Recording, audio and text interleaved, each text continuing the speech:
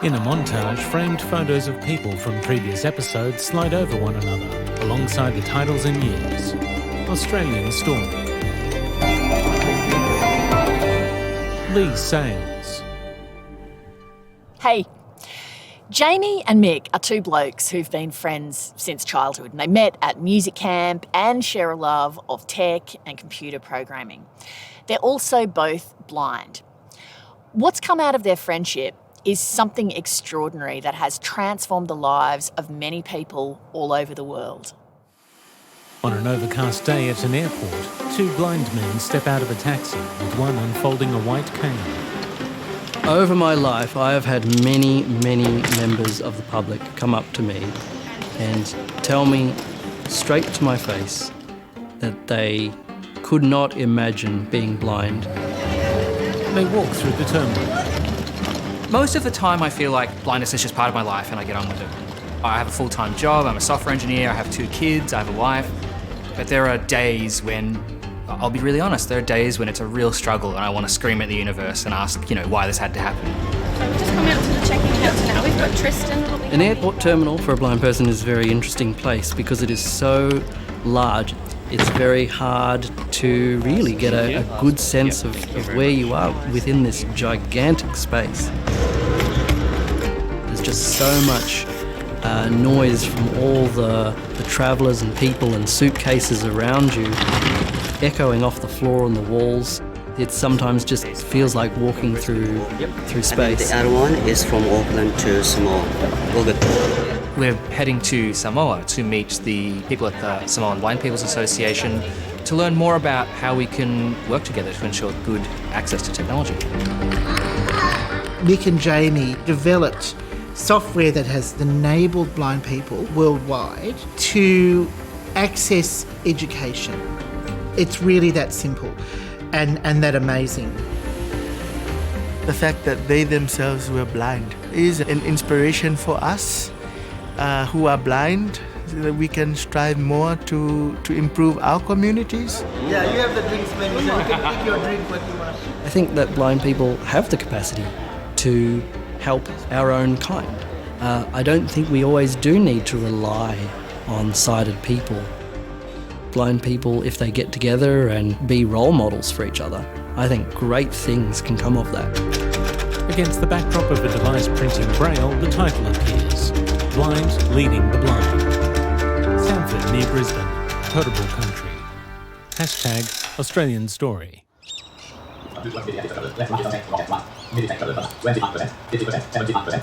So if I wanted to do The awesome thing about Jamie and Mick's friendship is that it spans basically a lifetime. separately because it would be too hard, otherwise I have to edit every single note. Right.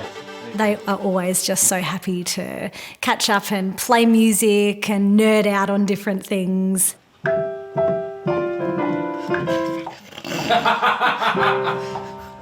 I think it was music that brought Jamie and I together, but it was also the love of technology. I'm calling it. You're not having that take. Technology, perhaps more than anything else in the world, levels the playing field for people with disabilities. So many things become possible that weren't possible before. Action strikes. Amateur's keys. Action strikes. Action strikes. My overall dream is that I can pick up a computer and use it as soon as I get home. And so we designed software that we've made free, which allows blind and vision impaired people to access computers. Here's the cool thing, we can edit. It was absolutely life-changing because it meant that people could suddenly access everything that the internet has to offer for free.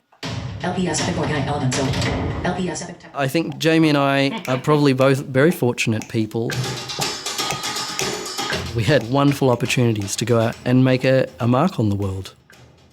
Michael Damien Curran, 6 pounds 14 ounces, 11th of August 1983, Melbourne, Victoria. Debbie Curran. I had a pretty normal pregnancy with Mick, but when he was born, they took him from me after a quick cuddle to the Royal Children's Hospital. We were told he was born with only one eye, and that wasn't formed properly. He couldn't eat, and they had to suction out saliva because his esophagus wasn't joined. The surgeon said, I really would love to operate on him straight away. We'll try and fix this. So, of course, I said yes. And that was a massive operation to go in. Michael cried a lot because I think he was in a lot more pain than we knew then. But he was resilient. James Chi Seong Tay, 7 pounds 2 ounces, 20th of September 1984, Brisbane, Queensland. I was born in Brisbane to a pretty ordinary family. My mum is, Australian. My dad is Malaysian Chinese. Jamie was our third child. He was born fine, except I was noticing that he just wasn't focusing on me. We took Jamie to the ophthalmologist, and he said he's got a problem with his eyes. And I remember saying to him, can't you fix his cross eyes? And he then said to me, it could be worse than that, Terry. And I said, what could be worse? Is he blind? And he said, might even be worse. And that's when he told us that he had bad tumours in both eyes. Apparently the cancer's so aggressive that he could have died within a few weeks. Then we were told, it's either nucleate both the eyes, which means take the eyes out, or he said we can do radiation. But he said if it starts up, it's only got like about a half an inch or an inch before it's in the brain. And he said once it hits the brain, they're dead. I thought for the sake of saving his life, it had to be his eyes, because I wanted him alive no matter what. I didn't care what he was as long as he was alive. So, and I think Terry was the same, wasn't she? And I was sobbing, and Jamie started laughing in the cot. He was giggling his head off because he could hear me with this funny sound sort of thing. And I went and picked him up, and I thought, well, darling, if you can laugh, then we'll laugh too. So that's how we sort of got on with it. Photos of Mick as a young boy. Before Michael turned 5, he probably had about 7 major operations, stomach and chest. He had some sight. It wasn't very good. It was very, very blurry. And I guess very early on we weren't too sure about how much he could see.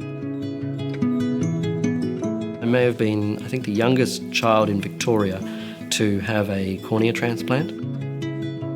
Pretty exciting for me as a 4.5-year-old to have that little bit of fame. My name's Michael Curran. I'm 7 and this is the lounge room. And you can see all the pictures of me in the magazine. The transplant improved his sight dramatically. My glasses. He could read, albeit very big letters, but or being very, very close to something. He could sit and watch television. Very, very close, right up against the TV. He had an absolute new lease on life. And that's the usual way of going downstairs.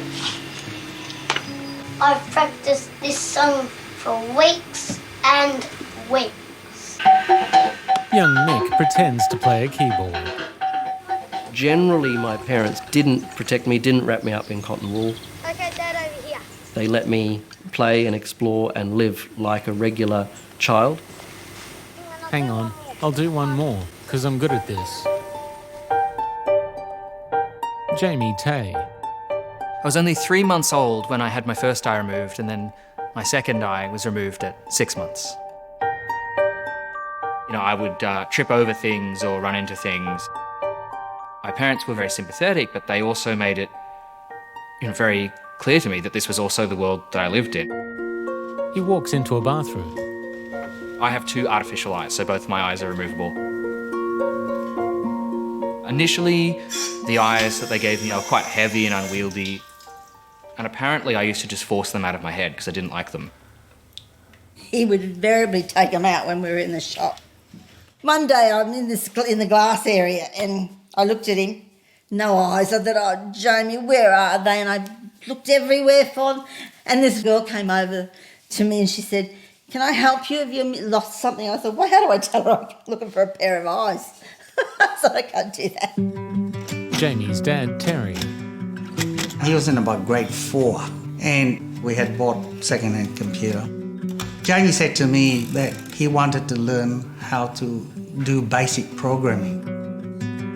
So I bought an old book for programming. And over a period of a week or so, I read to him the whole book. And there were 100 questions in the whole book. Jamie got 3 wrong out of the 100. I thought, come on, this guy is really, really so smart. Home video footage of Mick rollerblading. When Michael was 15, he was very independent. He was in high school. He was doing well. But the ophthalmologist was saying, yeah, it looks like you're not seeing as well. Maybe we could try and do another corneal transplant. That got Mick's attention, and he's like, well, yeah, I've had so many operations. I've had, a cornea before that worked. Let's go for it. An empty hospital corridor. They were honest and told me that there was probably a 70% chance of success. As a teenage boy, I heard 100%. I did not process that at all as a risk. I think in my mind I was thinking perhaps I might even be almost fully sighted. I remember seeing my parents for the last time and what they were wearing, and went in to have the surgery. They came out quite quickly and just said, I'm very, very sorry, we've got bad news. As soon as we operated, his retina hemorrhaged. There's just nothing we can do. The first thing Mike said to me was, did they put a lens in? And I said, this is one of the hardest things I think I've ever had to do. I said, no, they didn't put a lens in. I said, you've got no vision, that's it. And he just was silent. People step out into a dark hallway. I guess I felt just completely numb and disconnected. I don't think I was processing it emotionally. And in fact, if I ever saw someone else processing it emotionally, that was really hard for me to deal with, because it's like all the scaffolding around me that's holding me up is suddenly starting to fall. Mick's mum, Debbie. He said, you have to stop crying, get over it. This is what it is, and we're moving on, basically. And when we heard that, it was like a light bulb went on and things lifted from my shoulders, that for him to say that to us meant he was moving on. Fingers reading a page of Braille. I think what brought me out of my depression was identifying and throwing myself into skills that I already had and enjoyed doing. So when I was 16, I decided to go back to music camp. And that's where I ran into Jamie. Mick and I first met at the Braille Music Camp in 1994. I was 9 and Mick was 10. We got along very good right from the beginning. And it was just so amazing to go back there, and with Jamie and I, it was like we'd never left each other. So Mick's playing the piano. Well, you didn't have any vision anymore at that point. Yes. So it was a different experience of the camp. Very different experience. I mean, because back in '94, my very first camp, I was guiding you around a great deal, and then suddenly I come back to music camp and Jamie was guiding me. There's a blind leading the blind joke in there somewhere. Mick sits down in front of a laptop. We both had this clear fascination with technology.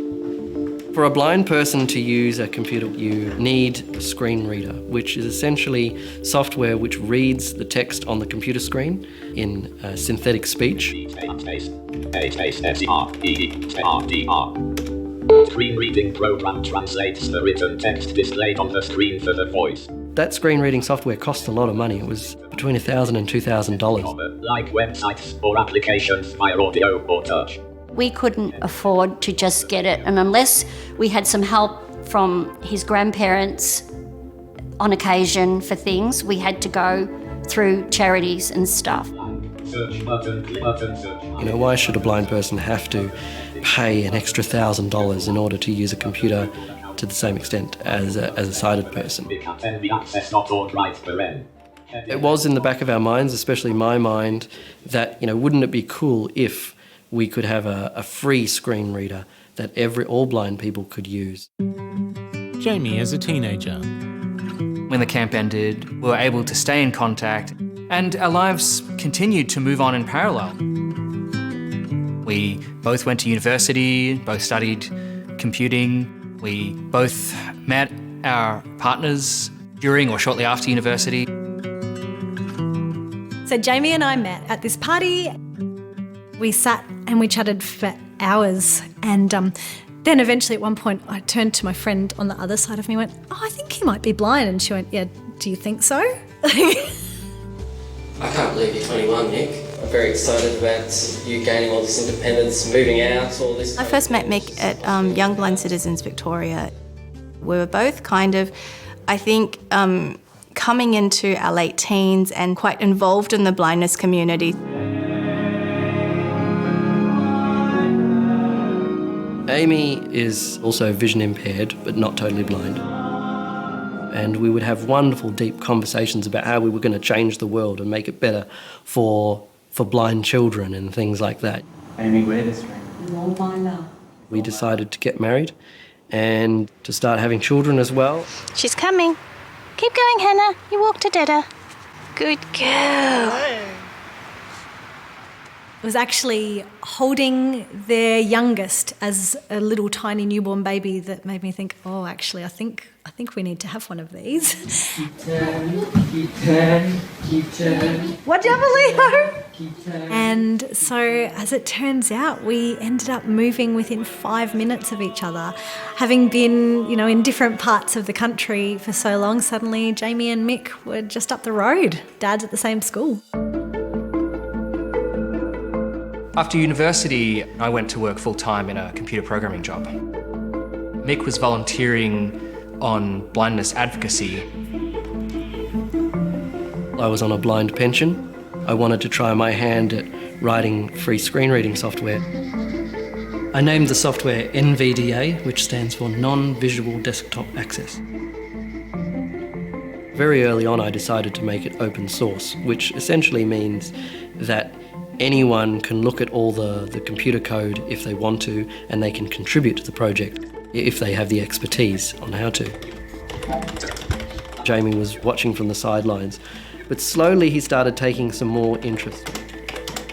I was working on NVDA in my lunch breaks, contributing things here and there, and Mick would be like, are you getting any work done at all? It sort of got to a point where we were actually recognised by the Mozilla Foundation, who said, we want this to take off. We want to support your screen reader project. What can we do to help you? And Mick was, without hesitating, just said, I need to hire Jamie. The night before the actual first board meeting of NV Access Limited. He knew that if he could get Jamie on board full time, then it would actually get somewhere a lot faster.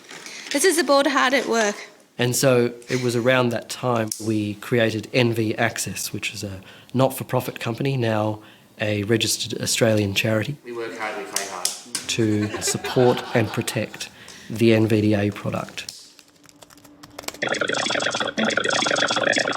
So what I'm doing here is I'm using NVDA on my Windows computer to fix a bug in some code, searching for things to try to find what I need. What you can hear is NVDA speaking very, very fast at about 900 words a minute, reading the information on the screen to me. Not the whole screen at once, but the information that's relevant at the time. I'm not necessarily listening to every word. It's almost like when you read a document or when you're skimming your email as a sighted person, you're not necessarily reading every single word, and that's kind of how it is. So it's saying, perhaps this doesn't perhaps this doesn't cause reflow, so we don't get notified the bounds might have changed, though this needs to be verified. This also applies to animating position properties. And there's a bunch of code. Please welcome from Brisbane, James Tay. Hey, James. We spent the first few years of work on the project just, grinding away to get it from an idea to something that people were actually using. The New Inventors is all about inventions and inventors. It wasn't really, I guess, until we started receiving emails from people overseas, whether it be from Brazil or Slovakia, asking whether they could, translate it and use it in their country. I think that's what really made us start to realise just how important this project was and was, and was going to be. NVDA is now depended upon by tens of thousands of blind people across the world, spanning 120 countries. Surveys suggest that it is now the second most used screen reader in the world. Do you have the device? Yes, I have the DotPad device. When they first started out, it was real bootstrap operations. Like, is it heavier than a laptop? I've never seen it. No. One of the major funders has been Mozilla, and Microsoft have also contributed. But also donations from individuals, from small businesses, from other companies, and other grants like that. Disability advocate Ben Clare. It is the only screen reader in the world that's made by blind people for blind people. It's really opened doors for people with vision impairment. There's 3 steps up. We're ready to go. Perfect. So there's a sliding. Is this a slidey? There's a constant stream of inquiries as to how companies can work with us. A, B, C, D, F, G, H, K. My name is Key. I'm from Dot Inc. So we are making smart devices for the visually impaired, like a DotPad. That's really fascinating. Yeah. Dot Inc. are from South Korea. They've engaged us to make sure that we can, get a working, functional graphic braille display that can be used widely within the world to help out in education. There's numbers here. Yes, there's a numbers, so going from... I think it has some great potential for blind people on how they access graphical materials. But there's still a long way to go. Countries. Is it doing good, right? Yeah. I'm happy. An aerial view of Apia, Samoa, on an overcast day. In the last couple of months, an opportunity's come up for Mick and I to visit Samoa. We really don't know very much about how blind people in Samoa live. The little that we do know is that they are getting into learning Braille and trying to make sure that blind people can be included in education. So in working together with NVDA Plus, Ari Hazelman. This machine. Everyone at the Samoan Blind Persons Association knows about Jamie and Mick's story. So it was a very great honour for us just to host them. So Ari, how long have you been using NVDA here to produce documents? It's run entirely by blind people, so it's by blind people for blind people. It's pretty much the same kind of thing that Jamie and I have always strived for. So you edit in Word? Yeah, edit in Word using NVDA. Nice. We were able to demonstrate to them our work using NVDA to edit documents and translate them into Braille and run them through the Braille printer. Index Braille.